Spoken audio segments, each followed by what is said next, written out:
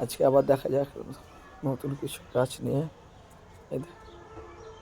এই চলে এলাম আমাদের ছাদে প্যারাপিটে। এই দেখেন এটা প্যারাপিটে, হ্যাঁ এই যে এটাকে বলছে খেসারি শাক, ঘাসপুত শাক, ঘাসের মতো এখন প্যারাপিটে হয়েছে। কি সুন্দর লাগছে দেখতে ঘাসটা। এই দেখেন এটা হচ্ছে সর্ষের শাক, সর্ষের শাক, এটা সর্ষের শাক। দেখেন প্যারাপিটে কি সুন্দর হয়েছে। ও বাবারে, দেখেন পিড়িং শাক, এটা হচ্ছে পিড়িং শাক। একে বলে আবার, একে আপনি যদি বলেন এটাকে আবার তৃণমূল শাক, কিন্তু যেহেতু তিন ধরনের।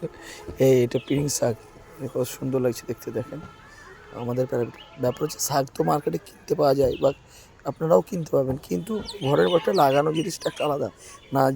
ধরুন কোনো বীজ জাতীয় জিনিস আছে, খুব সুন্দর দেখেন, লাগাবেন আপনারা ঘরের মধ্যে। ঠিক আছে বন্ধুরা, পরে দেখা হবে আবার একটা ভিডিও নিয়ে এসে।